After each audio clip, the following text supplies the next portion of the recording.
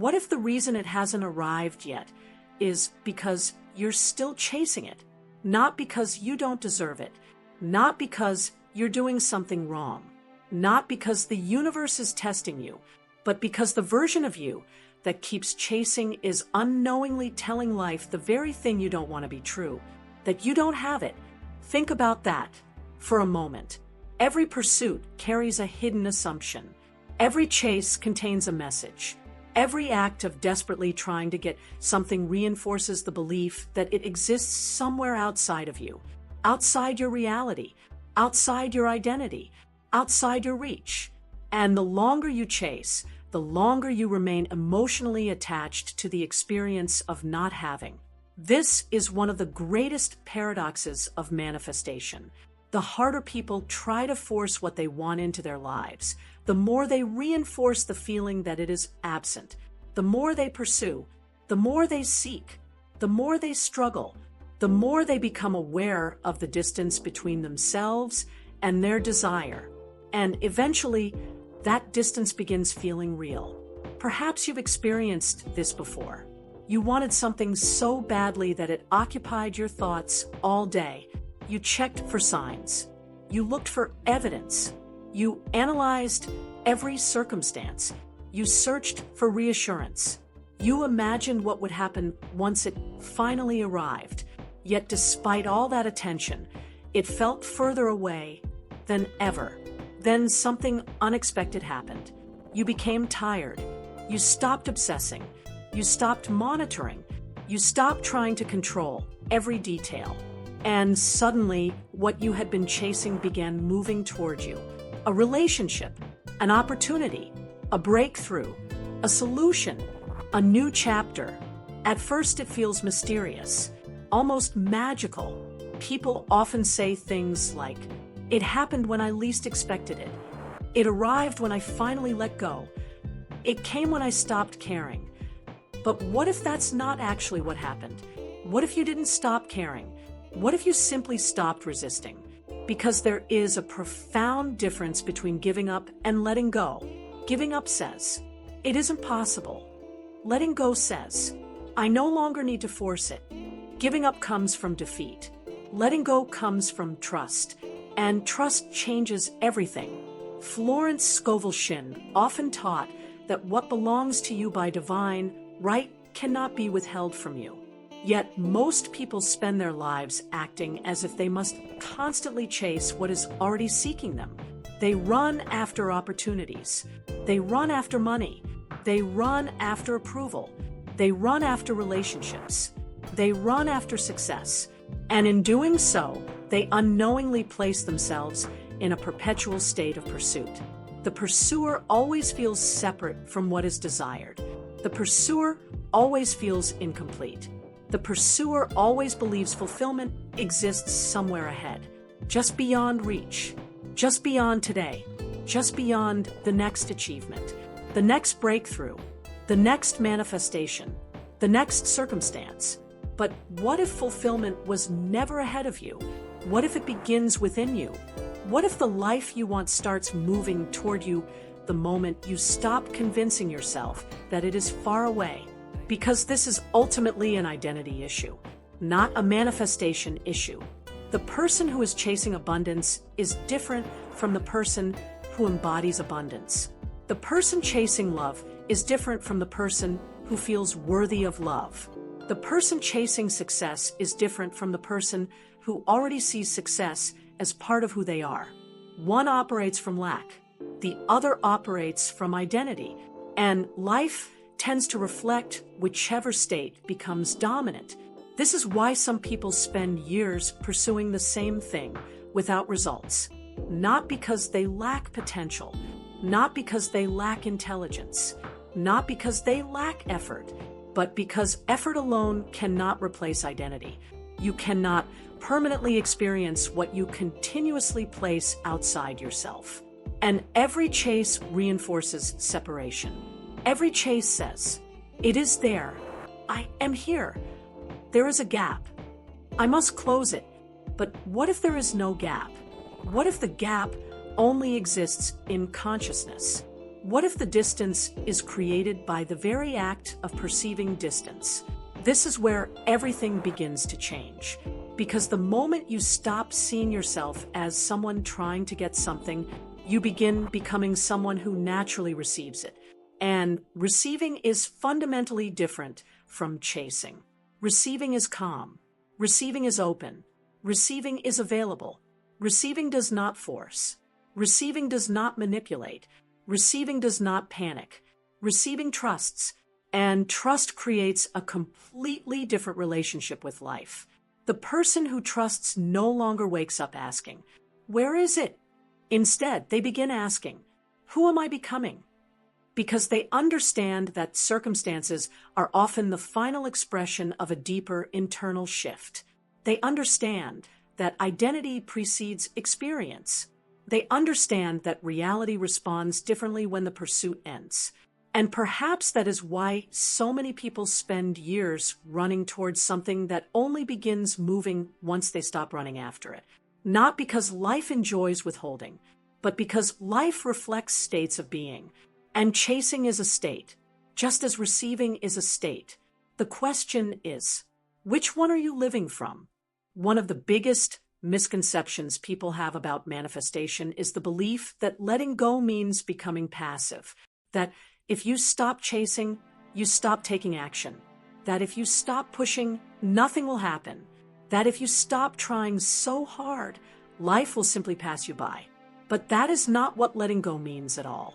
In fact, some of the most successful people in the world operate from a state that looks remarkably similar to what we're discussing.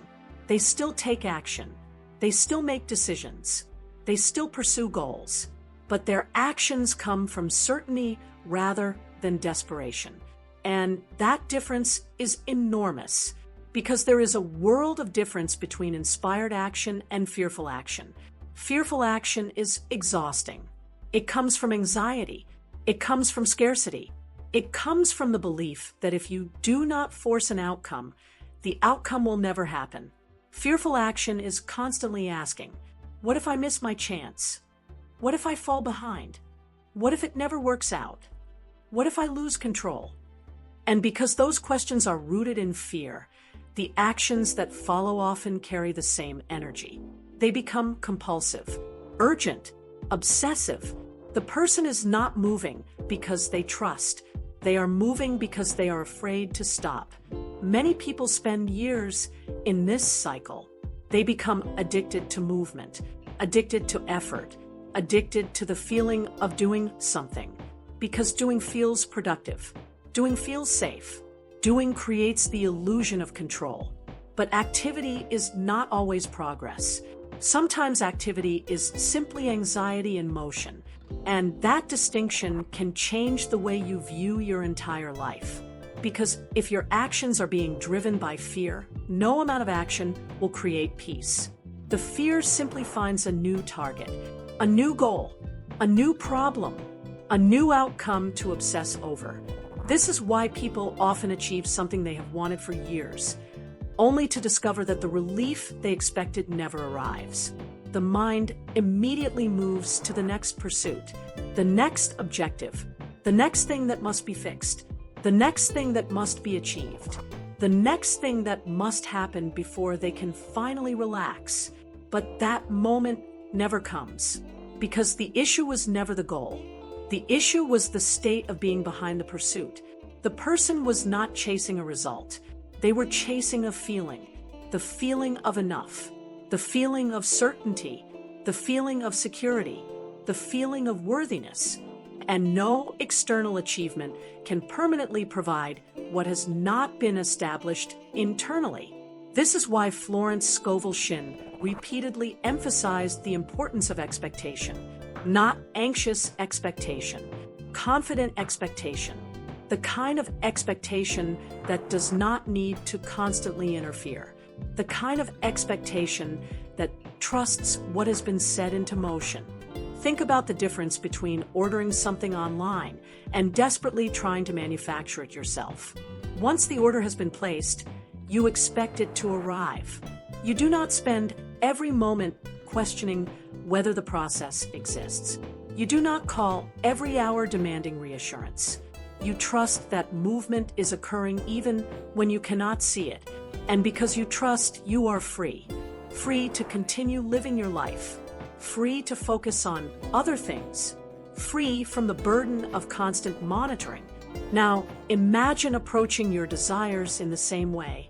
Imagine trusting your assumptions enough to stop wrestling with them every day. Imagine trusting your identity enough to stop seeking approval from circumstances.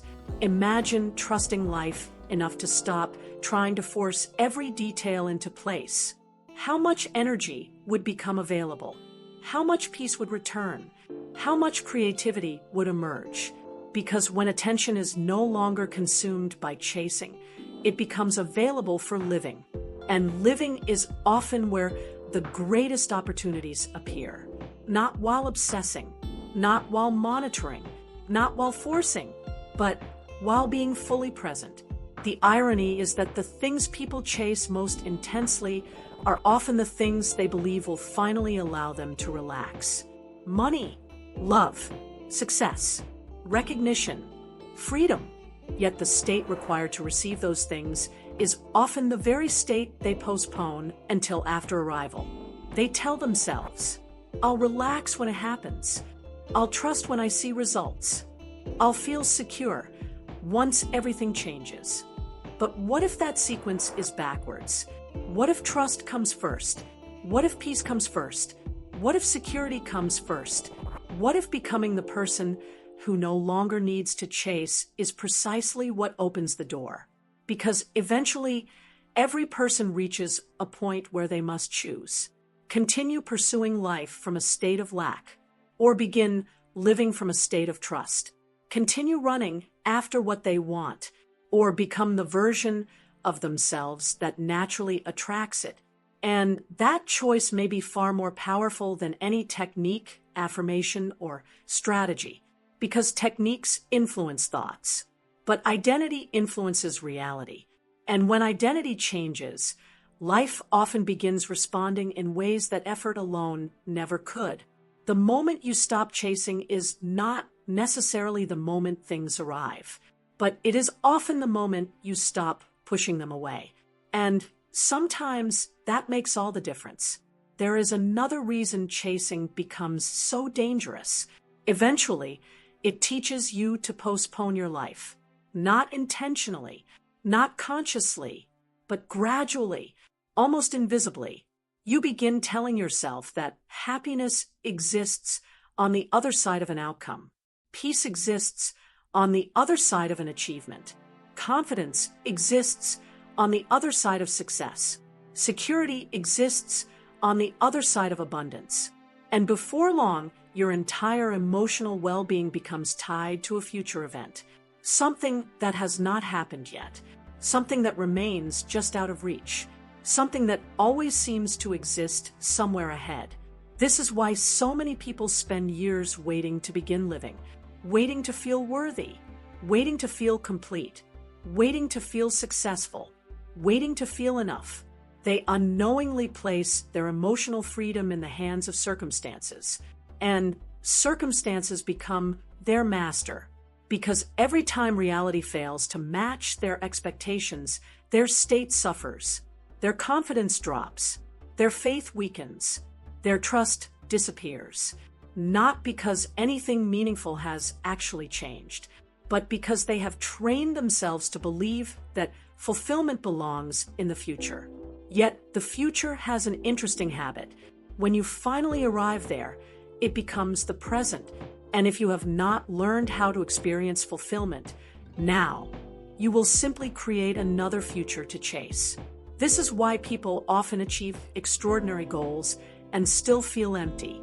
They spend years believing that one achievement will change everything. One relationship, one promotion, one financial breakthrough, one manifestation. And when it finally arrives, there is excitement, there is relief, there is satisfaction, but often it fades much faster than expected. Then the mind creates another destination, another target, another pursuit. Another version of happiness waiting somewhere ahead. The cycle repeats itself, not because the achievement was meaningless, but because fulfillment was never hidden inside the achievement. It was hidden inside the state of being, the state that the person believed the achievement would provide. This is one of the most liberating realizations a person can have, because it shifts the focus away from chasing conditions and toward cultivating identity. The person who believes abundance will finally make them feel secure remains dependent on abundance. The person who develops security within themselves experiences abundance differently. The person who believes love will finally make them feel worthy remains dependent on love. The person who discovers worthiness within themselves experiences relationships differently. The person who believes success will finally make them feel valuable remains dependent on success. The person who recognizes their value beforehand creates from an entirely different place. This is why identity matters so much. Identity determines what feels natural. Identity determines what feels possible. Identity determines what you allow yourself to receive. And perhaps most importantly, identity determines whether you spend your life chasing experiences or attracting them. Because the person who constantly chases is communicating something powerful to themselves every day. They are saying, "I need this in order to be okay." And whenever you believe you need something in order to be okay, you give it power over you. You place it on a pedestal. You elevate it above your current state. You make it responsible for your happiness. But the moment you reclaim that power, everything begins shifting. The desire may remain. The goal may remain. The vision may remain. But desperation begins to disappear. And where desperation once existed, space begins to emerge. Space for trust. Space for confidence. Space for expectation. Space for receiving. This is the state that so many spiritual teachers point toward. Not because desires are wrong. Not because ambition is wrong. Not because goals are wrong. But because attachment often creates unnecessary suffering. You can desire something deeply without making your happiness dependent upon it. You can pursue something passionately without chasing it. You can move towards something intentionally without believing it completes you. That is freedom. And freedom creates a completely different relationship with reality. Instead of constantly asking, "When will it happen?" you begin asking, "Who am I becoming while it unfolds?" Instead of measuring what is missing, you begin appreciating what is present. Instead of focusing on the distance, you begin embodying the destination. And perhaps that is the greatest shift of all, because the person who embodies the destination no longer feels separated from it. They no longer feel like an outsider trying to gain access. They no longer feel like someone desperately trying to earn what they want. They begin living from the assumption that what belongs to them is already moving into place. And when that assumption becomes natural, something remarkable happens. Life begins feeling less like a struggle, less like a chase, less like a battle, and more like a partnership with the very reality you have been trying so hard to reach. Because perhaps what you seek has never required pursuit. Perhaps it has only required permission to arrive.